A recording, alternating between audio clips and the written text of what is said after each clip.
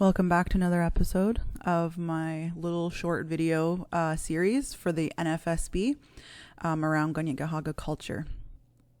So I just wanted to start by getting some very basic facts out for you guys.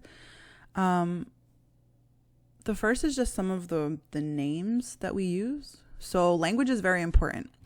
When I started working at the Nova Career Center, they always talked about applying for funding for the Native grant, right? And I was perfectly okay using the term Native because at home, that's what we do. That's what we call each other.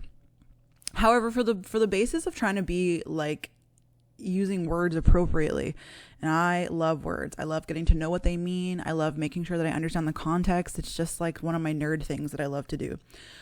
So when I was thinking about the word Native, it's kind of a colloquial term that like people use to refer to each other. So when I speak to students who are from the community or who are from somewhere else, I say, "Hey, are you Native?" And they understand automatically what I say.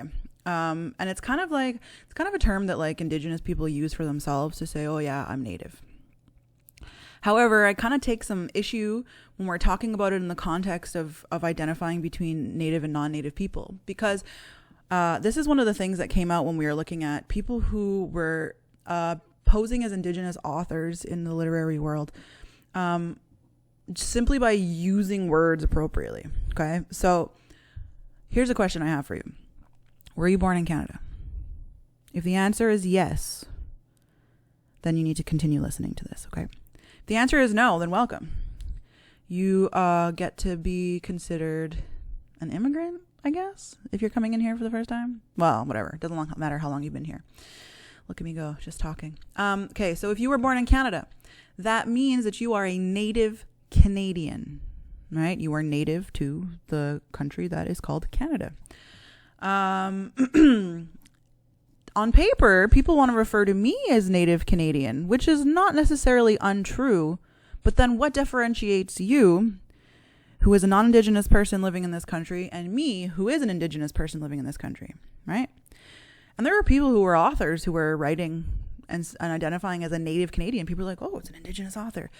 But what they were really saying is that they were native to Canada. And that's totally acceptable. That's a proper way of using the term. So when I started my job at Nova, I told Bonnie right away, I said, "Listen, I need to change this title to Indigenous Resource Teacher."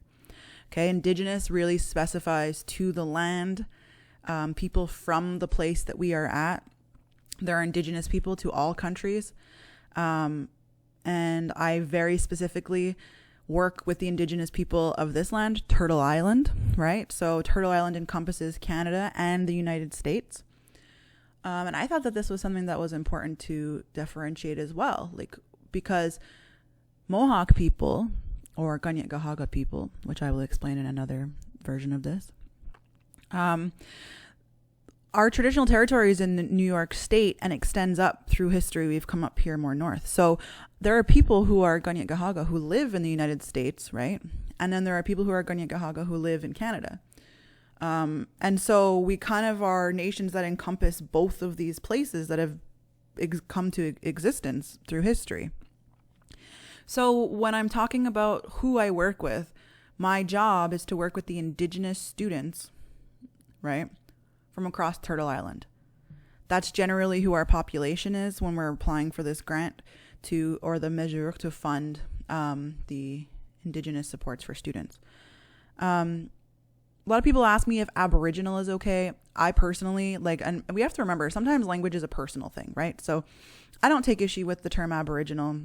It came out before people started widely using Indigenous, and it encompasses the appropriate people. I think it includes people. First Nations can be challenging a little bit because it excludes Métis and Inuit.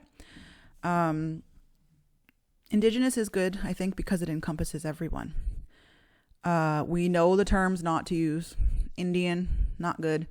However, Native is like questionable depending on who you are. But as a rule of thumb, in the way that we're moving towards, gender equality and also transgender rights, when people are giving you their pronouns, they're saying, "This is what I prefer to be called." We accept it, we move on, right? So in the same way of asking people what their pronouns are that they prefer to be called, I always ask people, "Hey, you're considered Native, but like, what do you want to be called?" And so I identify as Ganyagahaga from the community of Kahnawake. And some other person might be Shuswap from BC, or they might be Cree from Mistissini. There's all those differentiations between different groups of people in the Indigenous community of Turtle Island. So you want to talk overarching? Indigenous. You want to get specific with a specific person? Ask them, hey, what nation are you part of? How do you identify? And you'll be on the right track. So this has been your language update and lesson for today.